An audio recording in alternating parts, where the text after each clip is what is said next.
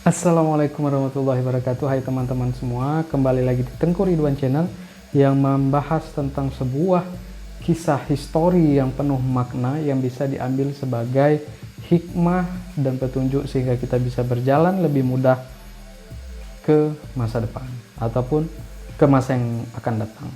Jadi melintasi masa atau waktu untuk sebuah makna. Amazing ya. Kali ini kita akan membahas tentang peradaban Islam di Cordoba atau Cordoba. Jadi peradaban Islam di Cordoba, dan ini adalah titik awal, titik nol sehingga bangsa Barat bisa menemukan cahaya pengetahuan dan titik balik kebangkitan dari bangsa Barat. Karena dulu ilmu pengetahuan dipegang oleh Yunani, terus keluar ataupun timbul peradaban Islam di mana ilmu pengetahuan dipegang oleh Islam, dan yang ketiga itu dipegang lagi oleh Barat. Dan Cordoba ini, peradaban Islam Cordoba merupakan langkah sejarah yang tidak bisa terhapuskan sebagai pengaruh besar terhadap ilmu pengetahuan dunia pada saat ini. Iya. Jadi menurut Stanley Poole, sebuah penulis dari Barat, dia mengatakan bahwasanya Cordoba itu adalah bagaikan keajaiban dunia. Ataupun sebahagian lagi penulis sejarawan Barat mengatakan Cordoba ini seperti permata hijau, permata yang sungguh indah bagi dunia. Nah, kenapa bisa seperti itu? Stanley Poole mengatakan Cordoba ataupun masa Cordoba di bawah Islam pada saat itu mewarisi hal-hal yang luar biasa yang dia nilai sebagai keajaiban dunia. Yang pertama adalah ornamen-ornamen bangunan yang begitu bagus, begitu indah, estetika. Selain daripada fungsi, juga ada tata letak keindahan yang luar biasa. Dari masjidnya pada saat itu sekarang sudah menjadi gereja. Dan yang kedua adalah jembatannya, yang ketiga adalah istananya, itu sungguh luar biasa.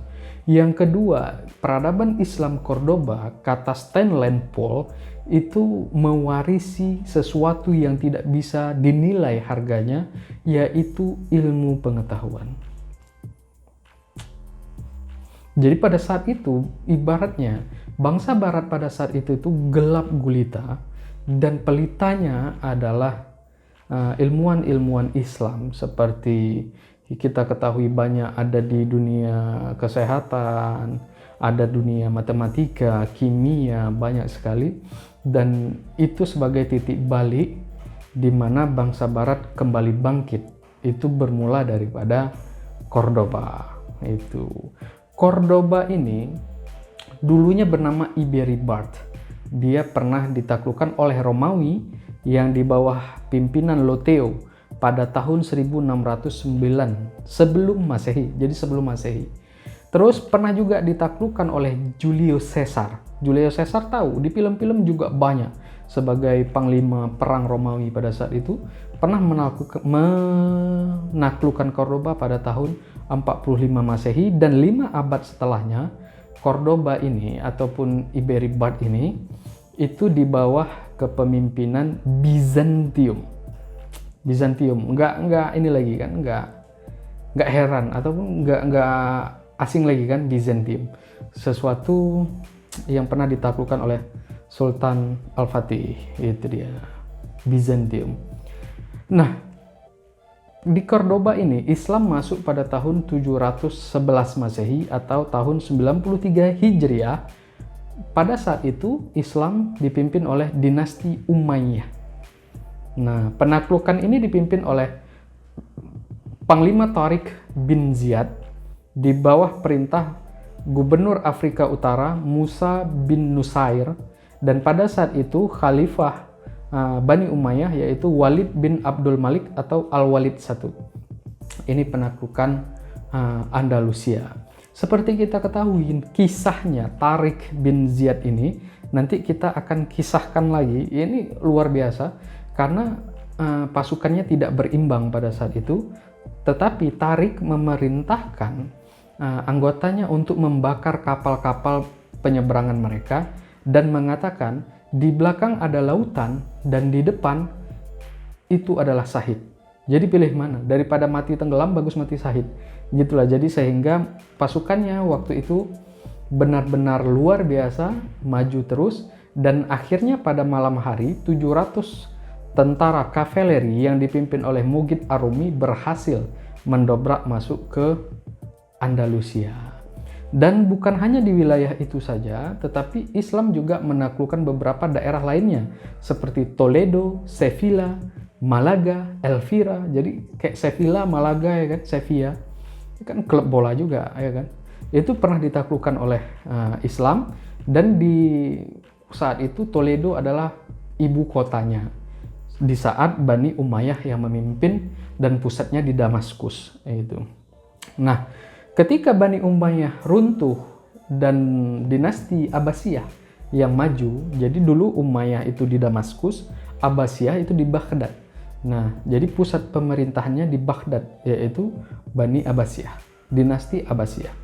Nah, ketika Abbasiyah memimpin, ada orang dari Bani Umayyah, yaitu Abdurrahman, itu dia bukan lari, tapi dia memutuskan untuk pindah ke bagian Afrika dan terus masuk ke Cordoba.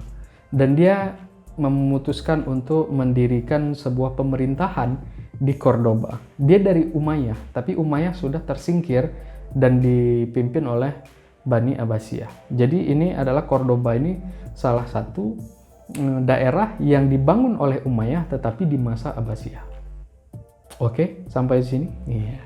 Agak-agak ini ya kan, cemana pula. Jadi pada saat itu Abbasiyah yang memegang, tetapi Cordoba dibangun oleh Umayyah.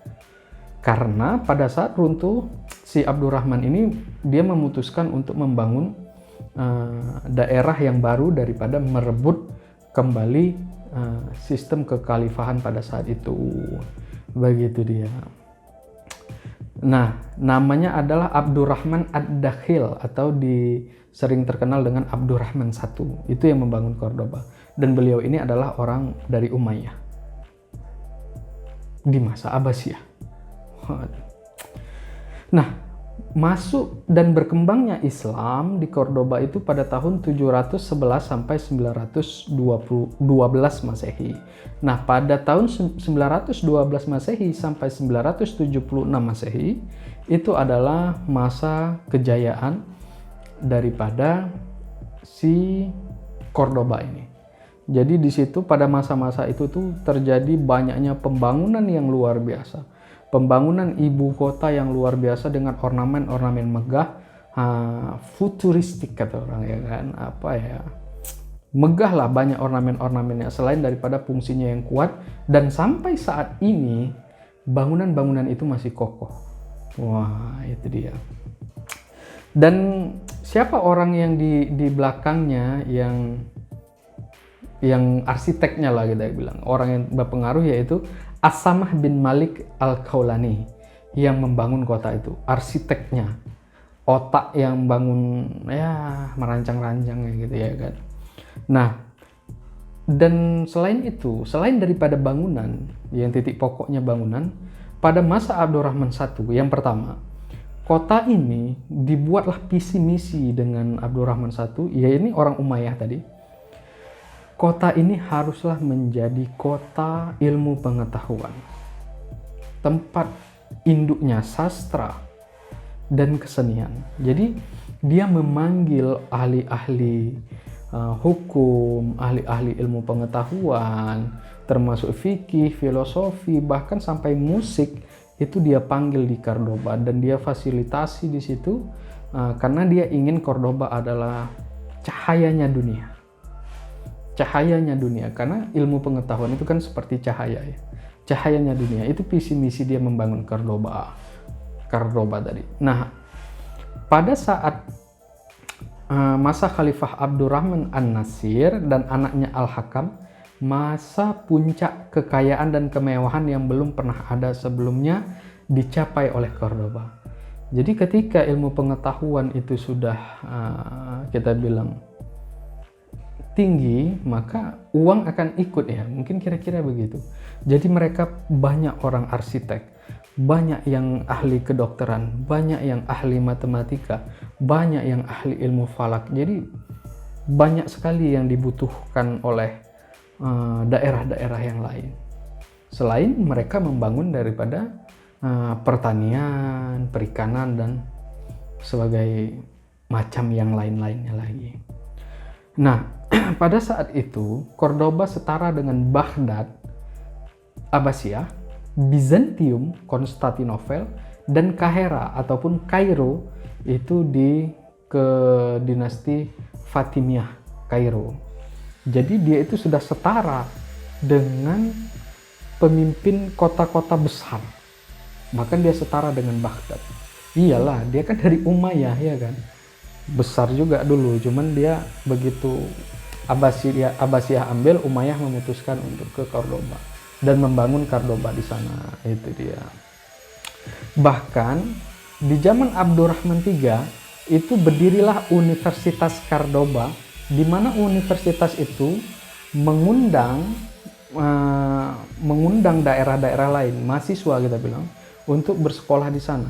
Bukan hanya Muslim, tetapi Kristen dan semuanya ada belajar di situ. Dan salah satu yang paling menonjol di dalam sejarah mahasiswanya adalah Gerbert de Aurillac, yaitu beliau berkuliah di situ, belajar ilmu matematika, filosofi, dan segala macam. Dan beliau adalah Paus Sylvester II.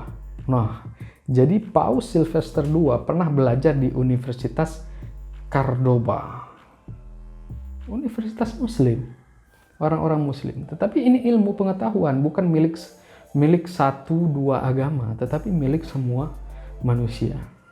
Gitu tadi kan. Semua orang berhak untuk menuntut ilmu. Gitu. Cuman pada saat itu difasilitasi oleh Cordoba, yaitu sebuah kekhalifahan Islam yang besar. Dan di zaman Al-Hakam Al-Muntasir, beliau mendirikan 27 sekolah swasta yang berstaraf universitas. Jadi 27 itu sekolah-sekolah dan 70 perpustakaan. Bayangkan, waktu itu sudah memiliki 27 seperti universitas. Style lah kita bilang ya, sekolah tinggi. Universitasnya tetap Cordoba.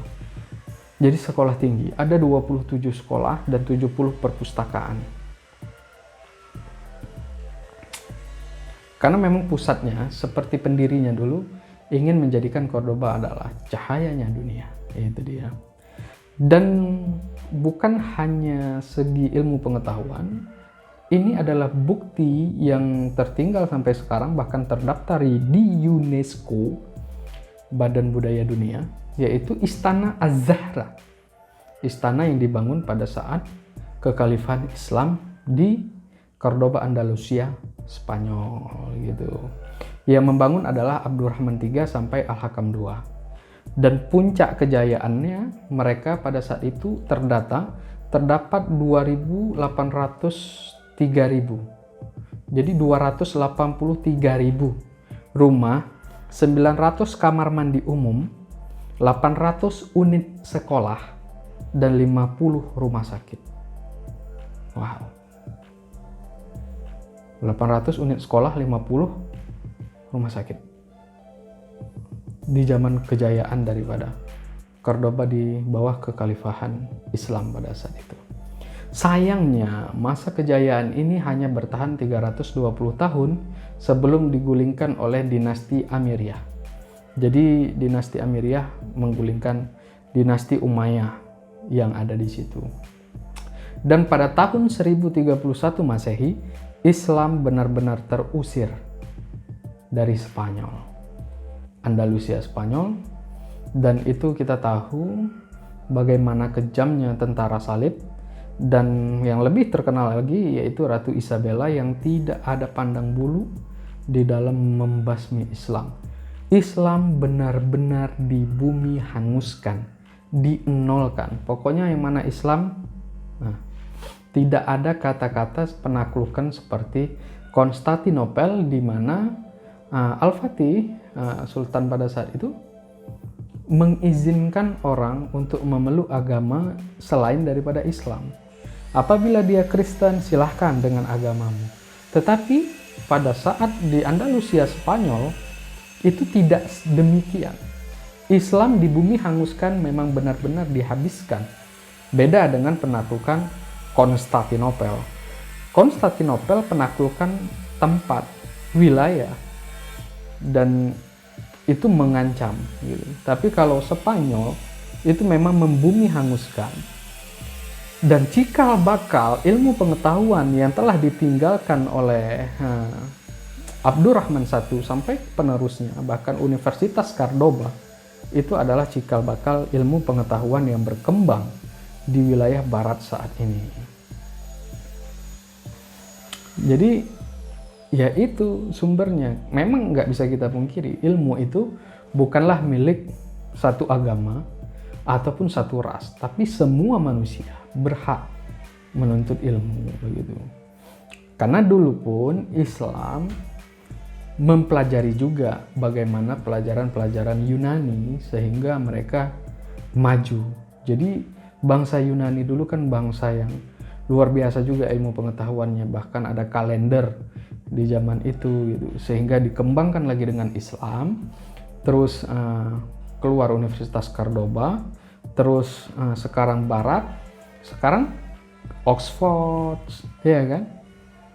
Iyalah, karena ya begitu terus. Dan suatu saat insya Allah Islam akan kembali berjaya. Tetapi hal itu tidak mungkin terjadi tanpa kita yang mempersiapkannya. Seperti ya kita memang harus juga belajar. Nggak bisa tiba-tiba kita melahirkan seorang anak yang pintar gitu kan, tanpa ada didikan. Nggak mungkin begitu. Amazing kan? Suatu sejarah yang tidak bisa dihapuskan. Bahwasanya Islam pernah berjaya dan memberi warna terhadap perkembangan dunia hingga saat ini. Begitu juga dengan Yunani, ya kan? Begitu juga dengan Barat, dunia Barat saat ini. Iya, sekarang mudah-mudahan Islam akan kembali kepada masa kejayaannya. Tidak dengan sebuah, yang saya maksud adalah kejayaan ilmu pengetahuannya, ya kan? Cuma sepakat kita, ya itulah dia tadi cerita tentang Cordoba, sebuah wilayah barat Spanyol, Andalusia, provinsi Andalusia, yaitu di sepanjang tebing sungai Guadalquivir, Cordoba. Dan di situ lahirlah sebuah Universitas Cordoba di masa kepemimpinan Khalifah Islam di zaman dinasti Abbasiyah. Tapi yang membangun Bani Umayyah. Ya, itu tadi. Amazing. Luar biasa, Masya Allah. Dan sekian cerita kita pada hari ini. Dan nantikan cerita-cerita inspirasi lainnya. Dan jangan lupa subscribe, komen, like, dan share video ini untuk membangun channel ini sehingga bisa bermanfaat untuk diri saya dan untuk teman-teman semua. Saya Tengku Ridwan, mohon maaf apabila ada salah kata ataupun pengucapan. Saya akhiri dengan wabillahi taufik wal hidayah. Assalamualaikum warahmatullahi wabarakatuh.